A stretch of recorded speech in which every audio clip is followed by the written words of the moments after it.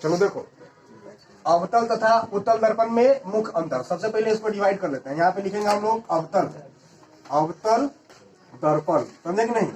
और इधर में क्या लिखेंगे, उत्तल दर्पण, समझे कि नहीं, उत्तल दर्पण। देखिए मुख्य बातें यहाँ पे लिखना शुरू कर ले। फर्स्ट टाइम आप क्या पढ़े थे, अवतल दर्पण का परावर्तक सतह कैसा होता है। तो अवतल दर्पण का परावर्तक सतह कैसा होगा, धासा होता है। तो यहाँ से लिखेंगे इसका परावर्तक सतह, इसका परावर्तक सतह कैसा होगा, धासा होता है, समझेंगे नहीं। और इसका परावर्तक सतह कैसा होता है, उभरा होता है। तो शॉर्ट कट लिखते हैं तुम लोग, मतलब कि आपको तो नोट मिल ही जाएगा, समझे कि नहीं। तो इसमें धासा होगा और इसमें कैसा होता है, उभरा होता है। इसमें आप एक चीज सीखे थे, समझे कि नहीं। इसमें क्या सीखे थे, ये तो एक ही नंबर होगा। इसमें कहते हैं इसकी फोकस दूरी और वक्ता त्रिज्या कैसे होती थी।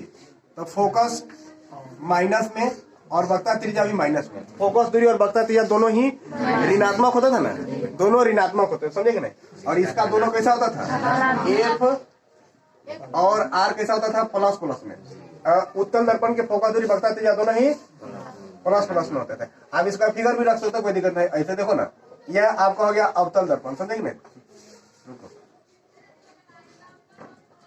अवतल दर्पण, तो अवतल दर्पण का यहाँ पे हो जाएगा P, इधर में हो जाएगा F, इधर में हो गया C।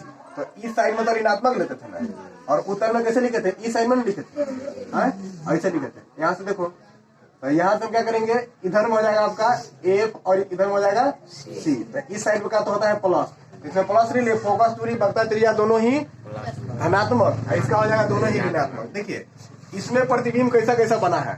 तो इसमें वास्तविक प्रतिबिंब बना है कि नहीं बना है, वास्तविक बना है और आभासी भी बना है, दोनों बना है। अवतल दर्पण में तो दोनों प्रकार का प्रतिबिंब अभी बना है कि नहीं बना है। और इसमें कैसा बना है, इसमें देखिएगा तो इसमें लगेगा कि खाली आभासी बना है, केवल आभासी। इसमें क्या हो जाएगा, इसमें केवल आभासी। उत्तल में केवल कैसा बना है, आभासी, समझेंगे नहीं। अब इसमें वस्तु के साइज पे थोड़ा सा इसमें दिमाग लगे, साइज मतलब आकार पे। तो इसमें मतलब कि वस्तु से बड़ा, मतलब बड़ा, बराबर और छोटा भी बना है। क्या सभी साइज का बना है प्रतिबिंब, अवतल दर्पण में नहीं बना है। बराबर, छोटा, बड़ा सभी प्रकार का बना है। और इसमें कैसा हुआ है, सिर्फ छोटा बना है, हमेशा छोटा बनता है, समझे कि नहीं। इसमें हमेशा छोटा बनता है कि नहीं बनता है, छोटा होगा। उसके बाद एक और हम लोग देखेंगे, समझे कि नहीं। सीधा उल्टा में भी सोच लो, तो ये में सीधा भी बना है और उल्टा भी बना है, नहीं उल्टा भी बना है। और इसमें कैसा बना है, केवल सीधा बना है, समझे कि नहीं, केवल इसमें सीधा बना है। तो ये आपके मुख्य अंतर हो गया। और उत्तल दर्पण हमेशा कैसा प्रतिबिंब बनाता है, उत्तल दर्पण हमेशा सीधा। देखो उत्तल दर्पण में देखो कैसा कैसा गुण हो गया, आभासी, छोटा, सीधा। उत्तल दर्पण केवल आभासी, छोटा, सीधा प्रतिबिंब बनाता है। अवतल दर्पण सभी प्रकार के वास्तविक, आभासी, बड़ा, छोटा, बराबर, सीधा, उल्टा सब बनाएगा।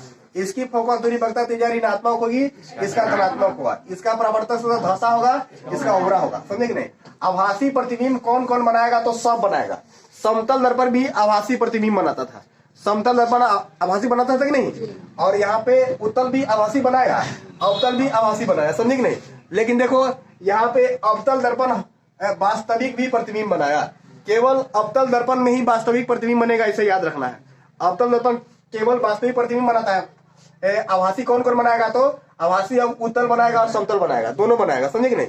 तीनों में क्या डिफरेंस है उसको भी समझ लेते हैं अभी पे, समझे कि नहीं। उसमें कहीं कहीं में क्या होगा, जैसे कि अब यहाँ से देख लो कि अवतल में ले लीजिए, अवतल में आपका कैसा बनेगा प्रतिबिंब, समझे कि नहीं, वास्तविक बन गया, वास्तविक बना, समझे कि नहीं।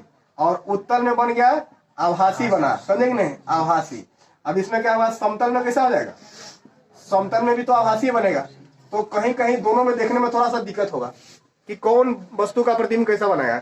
या तो आभासी कहेगा तो समतल या उत्तल, दोनों समतल या उत्तल दोनों होंगे, नहीं होंगे। चलो देखो, अब यहाँ पे हम कहेंगे आभासी प्रतिबिंब कौन बनाएगा, उत्तल या समतल, दोनों बनाएंगे, समझेंगे। दोनों में डिफरेंस क्या हो जाएगा। अवतल दर्पण में प्रतिबिंब कैसा कैसा बनेगा, बड़ा, छोटा, बराबर सब बनेगा। उत्तल दर्पण हमेशा छोटा, समझेंगे नहीं, ये बनाएगा बराबर। समतल दर्पण हमेशा बराबर, बराबर प्रतिबिंब बनाता था कि नहीं, बराबर। उत्तल दर्पण हमेशा छोटा और अवतल दर्पण सभी प्रकार का, बराबर छोटा बड़ा सभी प्रकार का, ये इसका डिफरेंस हो गया, समझे कि नहीं। इसमें उल्टा सीधा में देखोगे, समतल दर्पण में तक सीधा बनता था, आभासी होगा तो सीधा होगा, ये भी सीधा होगा, समझे कि नहीं। ये दोनों के व्यू से सोचोगे तो दोनों बराबर हो गया, मतलब कि आभासी सीधा उत्तल समतल में, समझे कि नहीं।